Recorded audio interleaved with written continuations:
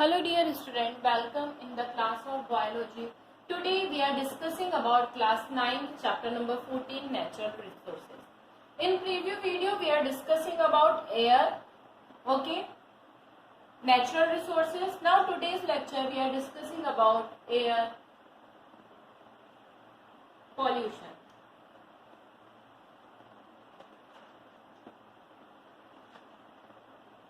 If we talk about air pollution, that means what is air pollution? When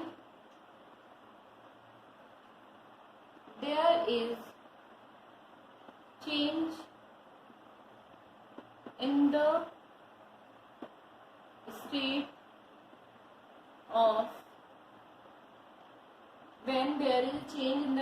of air or its structure is called air pollution. Okay, when there is a change in the state of air or its structure, मतलब इसकी state और structure में अगर change आता है तो इसको बोला जाता है air pollution. एक और तरीके से हम बता सकते हैं what is air pollution? When change in the physical, chemical and biological state of the air is called air pollution. ठीक है, जब क्या होता है when change in the physical, chemical and biological structure of air is also called air pollution. अगर physical, chemical या biological state में भी चेंज आता है तो इसको भी क्या कहा जाता है? एयर पॉल्यूशन कहा जाता है. अगर हम बात करें तो बहुत सारी चीजें एयर के अंदर प्रेजेंट रहती है.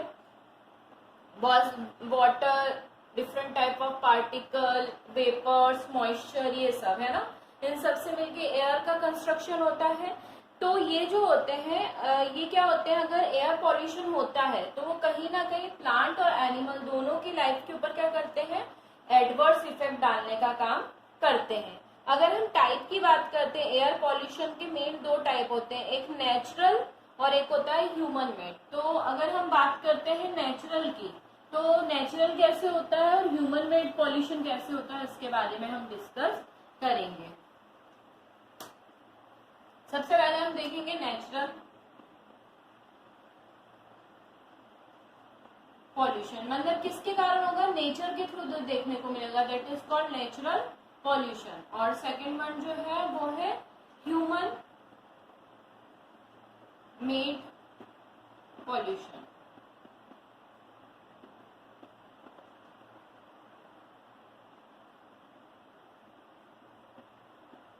Forest fire, then dust, storm, है ना, pollens, etc. are the main natural pollutants. Okay, human made हम क्या करेंगे? burning of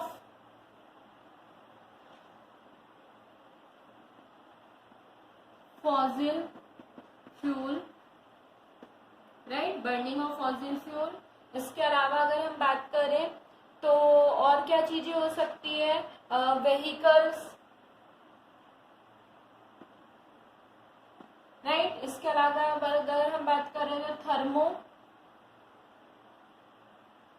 electric plant etcetera are human made pollutant. इसके अलावा अगर हम बात करें तो gaseous emission from the industry, mining, processing, stone crushing, ये सारे जो होते हैं कुछ रीजंस होते हैं जो क्या करते हैं? एयर पॉल्यूशन कॉज करते हैं. Particular air pollution are also called the suspended particle material. because the remaining suspended in the air in a good period of time. The SPM consists of smoke and soot. ठीक है, मतलब ये कुछ और चीजें होती हैं जो एयर पॉल्यूशन को करने का काम करती हैं. मैंने आप लोगों को बताया एसपीएम एम का मतलब होता है सस्पेंडेड पार्टिकल मटेरियल या मेटल. ठीक है, ये इसका फुल फॉर्म होता है. इसके अलावा अगर हम बात करें तो इसके अंदर क्या होता है कि बहुत सारी चीज वेपर्स और ये सब भी इसके अंदर ऐड की जाती है. इसके अलावा अगर हम बात करते हैं तो इफेक्ट्स क्या होते हैं. Effects of air pollution on human being. हमारे ऊपर क्या क्या इफेक्ट्स देखने को मिलते हैं एयर पॉल्यूशन के. जैसे मैंने बताया अभी आपको एसपीएम, ये जो होता है बहुत सारी डिसीज कॉज करता है, जैसे अस्थमा,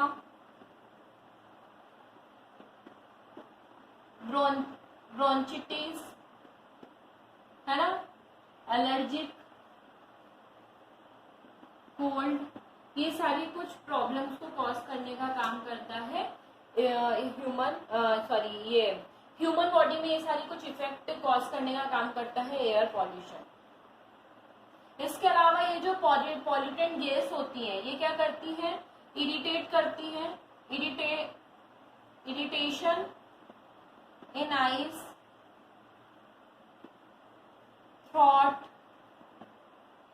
एंड लंग्स, है ना. यहाँ पे क्या करते हैं, ये इरिटेशन कॉज करने का काम भी करते हैं. इसके अलावा हार्ट रिलेटेड डिसीज जो होती है वो भी इनसे इंक्रीज होती है. Hydrocarbonic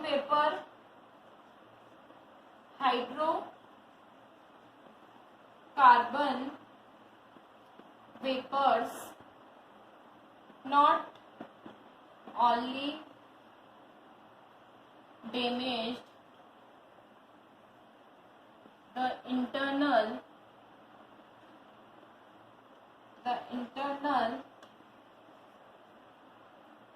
organ but also cause cancer. मतलब ये जो होते हैं सिर्फ हमारे इंटरनल ऑर्गन को कॉज नहीं करते हैं, इंटरनल ऑर्गन जो होते हैं उनको नहीं इफेक्ट करते हैं, साथ में कैंसर को भी कॉज करते हैं. It also cause cancer. Okay, hydrocarbon vapours. ठीक है, ये सारे कुछ इफेक्ट होते हैं एयर पॉल्यूशन की ह्यूमन बीइंग के ऊपर. अगर हम अदर इफेक्ट की बात करते हैं एयर पॉल्यूशन के, तो ये क्या करते हैं जनरली. अगर हम बात करें पेड़ पौधों प्लांट्स के ऊपर भी बहुत सारे साइड इफेक्ट होने को देखने को मिलते हैं पॉल्यूशन के कारण. Falling of leaves, reducing growth, degeneration of chlorophyll, moulting of leaf, है ना. ये सारे कुछ देखने को मिलते हैं. Lichens are very sensitive to the level of contamination such as sulphur dioxide present in the polluted air. ठीक है, क्या होता है पॉल्यूटेड एयर में कौन का रेशियो बढ़ता है, सल्फर डाइऑक्साइड का, SO2 का, है ना. सल्फर डाइऑक्साइड का रेशियो बढ़ता है. SO2 के बढ़ने के कारण क्या होता है, लिचेंस होते हैं. लिचेंस होता है एल्गी और फंगी का एसोसिएशन, जिनको बोला जाता है लिचेंस. तो ये जो लिचेंस होते हैं, ये लिचेंस भी क्या करते हैं, लिचेंस की बात कर रही हूँ मैं, ये एसोसिएशन होते हैं अल्गी और फंगी का. ये क्या होते हैं, गुड इंडक्टर होते हैं किसका, वाटर पॉल्यूशन और एयर पॉल्यूशन का. ठीक है, अगर हम यहाँ पे किसकी बात कर रहे हैं, SO2 की बात कर रहे हैं, तो आपको एक बहुत इंटरेस्टिंग आपने चीज पढ़ी होगी. एक्चुअली इंटरेस्टिंग, पढ़ने में इंटरेस्टिंग है, बाकी बहुत ज्यादा डेंजर है. दैट इज एसिड रेन, है ना. एसिड रेन की अगर हम बात करते हैं तो जनरली क्या होता है, एटमॉस्फेयर में जो H2O होता है ना, वो प्योर फॉर्म में रेन के प्योर फॉर्म में हमको मिलता है. जब इस वाटर जो होता है, रेन वाटर जो होता है, इस रेन वाटर में जब क्या हो जाता है, SO2 का लेवल लेवल क्या हो जाता है, इंक्रीज हो जाता है। तो ये क्या करते हैं, एक तरीके की रेन कॉज करते हैं जिसको एसिड रेन कहा जाता है, या इसको सल्फर रेन भी बोला जाता है ना। ठीक है, ये जो रेन होती है काफी हार्मफुल होती है। क्यों? क्योंकि जब ये एसिड, दैट मीन्स वाटर कैसा होता है, न्यूट्रल नेचर वाला होता है ना। जब उसका मीडियम चेंज होगा, उसका पीएच लेवल चेंज होगा और उसका पीएच कैसा हो जाएगा, एसिडिक हो जाएगा, तो वो क्या करता है, ह्यूमन बॉडी के अंदर कैंसर, इरिटेशन, स्किन एलर्जी, ये सारी चीजें इफेक्ट करता है।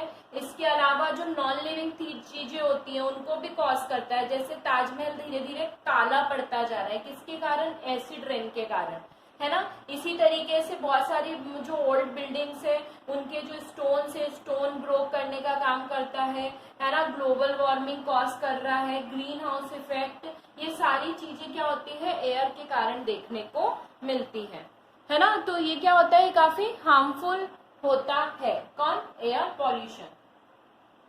ठीक है, अगर इसके बाद अगर हम बात करते हैं तो हम बात करते हैं ओजोन लेयर की। कैसे ओजोन लेयर आप सब जानते हैं, एक आउटरमोस्ट लेयर होती है हमारे एटमॉस्फेयर की जो हमें क्या करती है, प्रोटेक्ट करने का काम करती है, कौन, ओजोन लेयर, है ना। ये जो ओजोन लेयर होती है कैसे प्रोटेक्ट करने का काम करती है, हमें यूवी रेज से, अल्ट्रावायलेट रेज जो होती है जो सन से आती है उनसे हमको क्या करते हैं, प्रोटेक्ट करने में हेल्प करते हैं। ठीक है, और या फिर इसको O3 भी बोला जाता है, O3 लेयर। ये जो लेयर होती है हमको अल्ट्रावायलेट रेज से प्रोटेक्ट करने का काम करती है। जनरली होता क्या है, a part of atmosphere which reach in the ozone में be called ozone layer, ozonosphere, ozone umbrella और ओजोन शील्ड, ये सब के नाम से इनको जाना जाता है। जनरली क्या हुआ था, ओजोन लेयर का मेन काम होता है कि हमें सनलाइट और इनसे प्रोटेक्ट करने का काम करती है। पर 1985 में फार्मेन नाम के एक साइंटिस्ट थे, उन्होंने और उनके कोवर्कर्स ने ये देखा कि ओजोन लेयर जो है उसमें एक टीनी सा हॉल देखने को मिला था। कहाँ पे देखने को मिला था, एक सिटी में सबसे पहले देखने को मिला था, दैट इज अंटार्कटिका। अंटार्कटिका जो था उसमें इन्होंने क्या देखा, एक छोटा सा होल देखा और उन्होंने इस होल को क्या नाम दिया, ओजोन होल नाम दिया। ठीक है, ये जो ओजोन होल था ये क्या कर रहा था, ये छोटे अमाउंट में था। अंटार्कटिका 1987 में देखा गया था और धीरे धीरे अभी के टाइम में ये होल क्या होता जा रहा है, बढ़ता जा रहा है, जिसके कारण सन जो है, सन की डायरेक्ट रे हम तक पहुंच पा रही है और जिसके कारण बहुत सारे अर्थ के ऊपर क्या देखने को मिल रहे हैं, साइड इफेक्ट देखने को मिल रहे हैं। अक्टूबर 1980 में ये हॉल कितना था, 1 सेंटीमीटर का था। फिर क्या अक्टूबर 1985 में जब इसको देखा गया तो ये कितना हो गया, 1.5 सेंटीमीटर का हो गया। फिर इसके बाद जब अक्टूबर 1990 में देखा गया, अक्टूबर 1990 में जब इसे देखा गया तो ये हॉल कैसा हो गया, 2 सेंटीमीटर का हो गया। दैट मीन्स कंटिन्यूसली ये जो है पॉल्यूशन की वजह से, यही एयर पॉल्यूशन की वजह से ये हॉल क्या होता जा रहा है, बढ़ता जा रहा है, जिसके कारण क्या होते हैं, अर्थ के ऊपर बहुत ज्यादा साइड इफेक्ट देखने को मिलते हैं लिविंग बॉडीज के ऊपर। Skin cancer, damage of eye, irritation in eye, immune system का डैमेज होना या डिक्रीज होना, mortality in animal and human being has been increases, and decreasing of crop yield, smoke formation, ये सारे कुछ रीजंस हैं जिनके कारण क्या देखने को मिलता है, एयर पॉल्यूशन के कारण जो क्या होते हैं, जो साइड इफेक्ट देखने को मिलते हैं। ठीक है, उसमें से ओजोन लेयर का डिप्लीट होना, डिप्लीशन ऑफ ओजोन लेयर भी किसके कारण देखने को मिलता है, एयर पॉल्यूशन के कारण ही देखने को मिलता है। ये सारी चीजें क्या कर रही हैं, धीरे धीरे अर्थ के ऊपर जो लिविंग बॉडीज है उनको डिस्ट्रॉय करती जा रही है, उनको हार्मफुल इफेक्ट पहुंचाती जा रही है। Okay, so the topic air pollution is now completed. Now we will discuss the next topic in next lecture, that is water. Okay, so till then student, have a nice day. Goodbye students.